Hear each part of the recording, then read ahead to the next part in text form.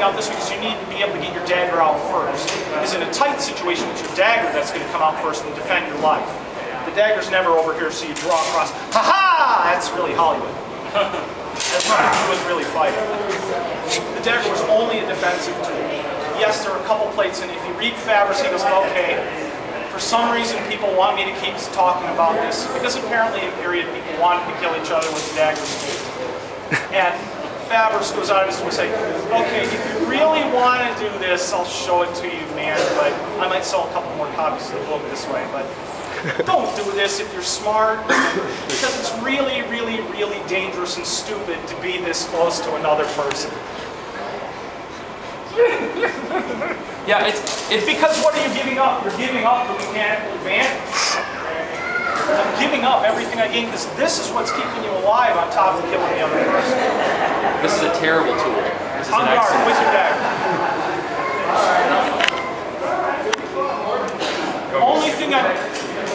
Only thing, it doesn't, there, yeah, go ahead, it doesn't matter. Yes. I'll take the outside line, he doesn't have a dagger anymore. Because he's going to have to come all the way across his body to even affect my sword. I have to take a very wide case. It's such a long time for you to make me a dead man. Well, not only that, because if you take that step, hell, I'll just pass. I'll even keep my sword hilt out here, so if he tries to come across his body with the dagger to stab me in the hand, he can't. He'll just stick my sword deeper into his body. You don't have to worry about the dagger. Especially if you're doing later period of time with your swords out. You do have to keep it safe, because if you go out there and if you are one of the active guys, if I stay up in the middle, oh yeah, I'm in trouble. This is what you have to worry about. Keep your sword free. It's one of the things that Fabre's talks about over and over and over. Keep your sword free. Don't let the other person harass it. If you get into a situation like that, he's harassing you, it's fun. Remove it.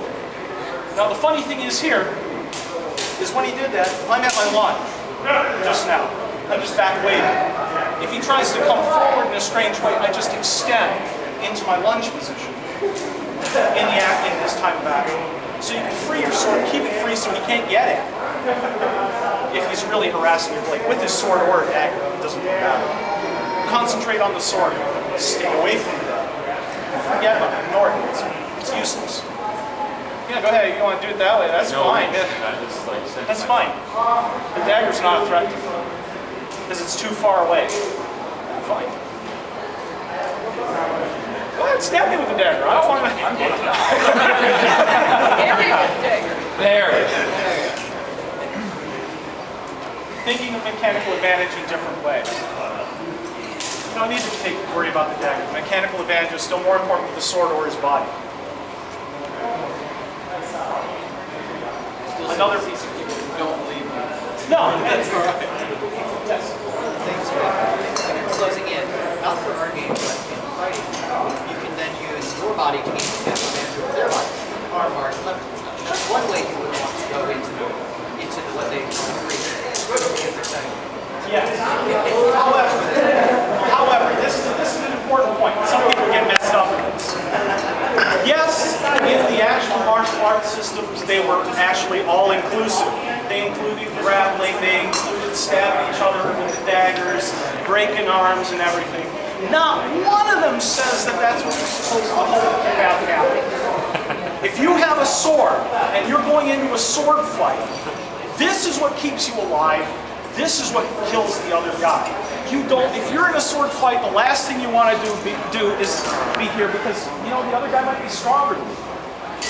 The other guy might be bigger than you. He might know more wrestling. It's much safer to stick with what you came to the fight with.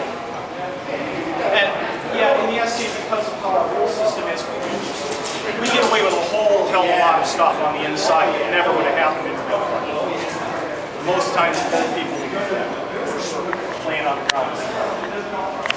Trust in your sword.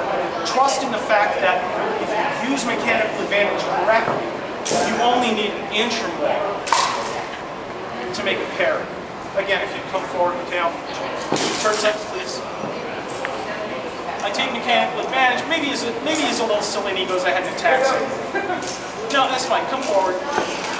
You know, that sword missed me by this much. You know, I'm comfortable with that nowadays. It took me a while to get there. It took me a hell of a long time to get there. I'm comfortable with that though because I'm trusting in my guard. I'm trusting in the mechanical advantage I have over there. I'm developing efficiency. When I started doing this the first few times, people go, again, like I said in the last class, holy crap, you've gotten a lot faster. No, actually I'm slower than I was before, but I'm moving a whole hell of a lot less. Yes? In an SCA context in particular though, point, everybody noticed he kept his back hand up and he was still staying defensive. I can't tell you how many times I've seen a fencer who's done perfectly what you've told them on mechanical advantage and they got the first hit, but the other guy kept coming forward because it doesn't really go through them and it's a double kill. And this is just general. This is just a general thing here. He comes forward because in the end, and the period man will say this too, the other guy might not know he's dead yet. And in the SCA that happens a lot. With a really sharp sword, it's going to go in and maybe come out and they won't know it. Until the adrenaline's gone and they realize, oh crap, I'm stuck. And then the brain starts to freak out and they fall over. That's why, just on guard, just for the hell of it. And oh, ooh, bam. Oh good, I did cover that line close. I stab it. I immediately come back on guard and stay. I thought you wanted to double my fault. No, I don't want to. No, I didn't want to double. Thank you for trying. Yeah. I didn't mean to. I apologize. Here, this is what I'm getting at. You give me a turn, so I stab you. Sure.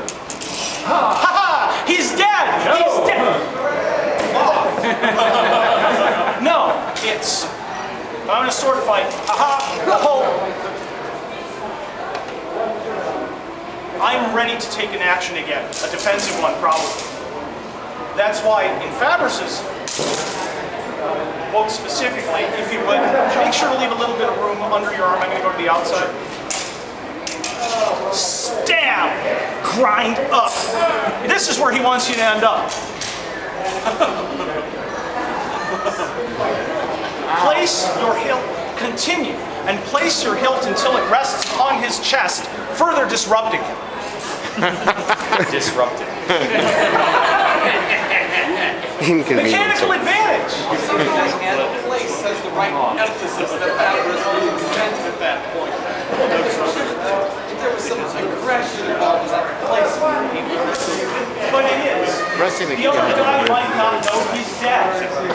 If you punch him in the chest and he looks down and sees nothing but blood, his brain might trigger and he goes down a lot quicker than he might have, especially because you never know what kind of reaction a human being's going to have once they're hurt.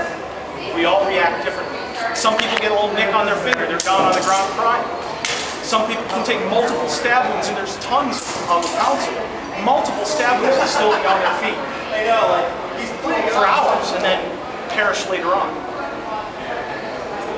Mechanical advantage comes in many ways, from using just a little bit more of your tip against the other person's tip, using the true edge of your sword against the true edge of the other person's sword, or against their weak, using the advantage of body control, choosing lines. Even if I was going to wrestle with Mateo without a sword.